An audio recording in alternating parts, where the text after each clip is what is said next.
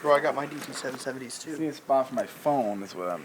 Dude, So, Vito, what do you... Vito. Ben, I'm trying to ask a question over here, and you're just interrupting Vito. So, Vito, what do you think about the new Behringer wing that we're about to use for Indiana HYC? I've been searching for about an hour for a spot for my phone, and that's my biggest concern. It's just there's no good place. There's no good place to put it. That's the best place I found, but it blocks everything. Can't actually use it. What is this? I need a side wing. Ready to fly!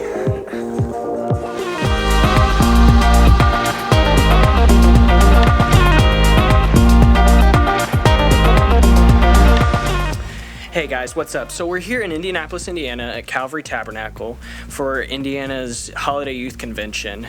And we have the privilege of using a new board this week that Behringer came out with called the Behringer Wing. Jordan Dye just recently bought this board and we're using his system and everything. Here is the man himself. But we're here this week using this brand new board. And we have Vito Di Giovanni here. And Vito, I just want you to tell us a little bit initial thoughts, reaction on the workability and everything about some things just about the board. We're still learning it because it just came out, and this may be one of the first times that this console has been used in America because it's literally unavailable in most places. But so far so good. It's very customizable. The console's whole mindset with it, it's called the Wing, the personal mixing console, and so everything, when you turn on the console, everything is blank. What it looks like. You could set it up however you want, and so far we like it, but I don't know it. I don't understand it yet. That's the struggle when there's only about 10 you said that we think so far in the United States, because it's being sold in Europe right now, right? Yeah. And you said when you got the manual was only like 5 pages. Yeah, the manual's like 5 pages long, or it's less than 10 pages for sure. And so that's been another challenge, is that we haven't been able to find resources on, like, if you can't just look up something about the board, like how do you do this on the console? We have no clue, and there's no resources. You can't find videos, you can't find any information, so we have to just figure out as we go. So that's been the fun part about it.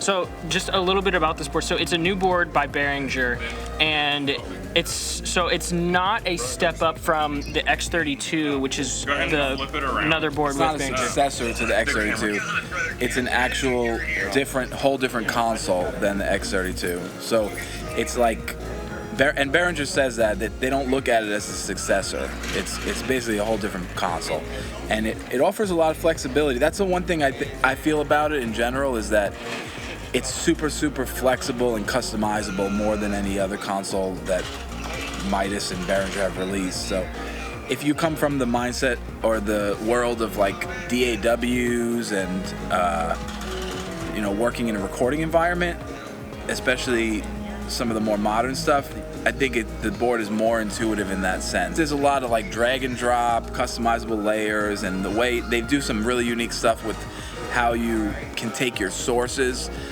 and name every single source separately from your channels. So always your sources are named. So if you're pulling stuff from different ports on the console, your sources are always named no matter what. So it's easy to find where you're at if you're grabbing inputs or outputs, before you even talk about channel strips at all. So that's been a kind of an interesting thing that's unique. How many channels does this board have? And just like a couple, so a little quick overview of it has general specs. 48 mixable channels simultaneously. So it's technically a 48 channel mixer, but there's one unique thing about it, is that each of those 48 channels can be mono or stereo inputs. So though it's 48 mixable channels, it's technically 96 inputs, because any channel, even though it's one fader in front of you, can be a stereo channel. So your keys will be in stereo with 2 inputs, but it's through one channel. So no more linking and stuff like that, just one channel, one stereo source. So it kind of opens it up. So you're not, even though it's 48 mixable channels, like I said, you could do up to 96 inputs technically.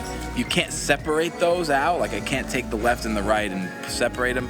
I would be literally having to eat up 2 channels at that point. So that's one thing that's kind of powerful about this board that opens up some of the limitations on the way the X32 was. Everybody needed more channel count, so this gives you that. The same thing is true for the output buses as well. So you get 16 mix buses for monitors and effects and subgroups and stuff, and all 16 of those mix buses are mono or stereo. So if you're doing in-ear mixes and stuff, your in-ear mixes can be stereo mixes and only eat up 1 mix bus. You also, one thing that's unique on this console too, if you want to show it real fast, you have 4 main buses.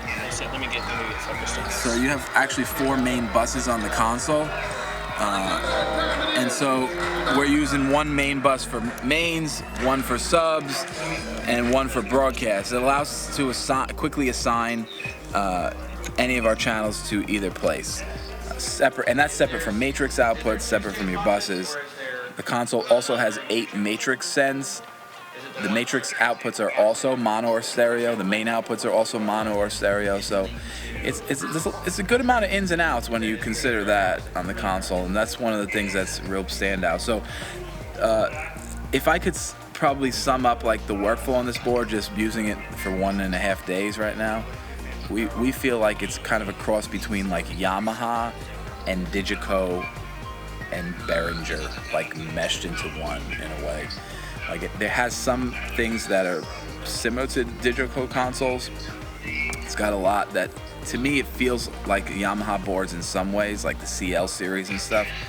And then it has those like Behringer-esque elements, you know, like each section has a view button that's very similar to how Behringer normally has done it. So it still feels like a Behringer, but it's just it's a whole different thing than the X32. It's much more advanced than the X32. That's one thing that is. It's not a console that I would say a church could just, going from an X32, if you swapped out for this board, I feel like you would probably need some help setting it up, because it's just more advanced. I feel like for the everyday volunteer, I think it's a great console, but it needs to be set up correctly from the start, so you get the right workflow and you got everything kind of named right. So. And is there compatibility with, like, say the stage boxes for Behringer? Like, say they already have their stage boxes for an X32 or anything like that. It's compatible with those as well and everything, so you don't have to buy separate stage boxes or anything? So it's fully compatible with all the S-series stage boxes from Behringer, the Midas DL series stage boxes. It's compatible also with the Midas Pro series stuff as well. The console doesn't do 96 kilohertz, but at 48 kilohertz, any of those can be used. So yeah, it's nice, because if you already have a digital stage box, you could drop this thing in and have, you know, all your inputs pop up, you know, like normal, and you could expand. So you have 3 AES 50 ports in the back of the console. So if you wanted to pull things from multiple locations, you want to do multiple surfaces, you could do one surface as your front of house desk, and then another for your broadcast, another for your monitors.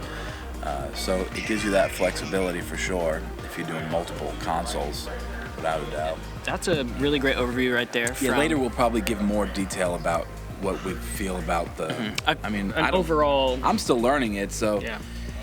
It's a whole different thing. Yeah, but so far, definitely a really cool board, and really excited to use it. I'm excited to just be here and watch and experience this board and everything.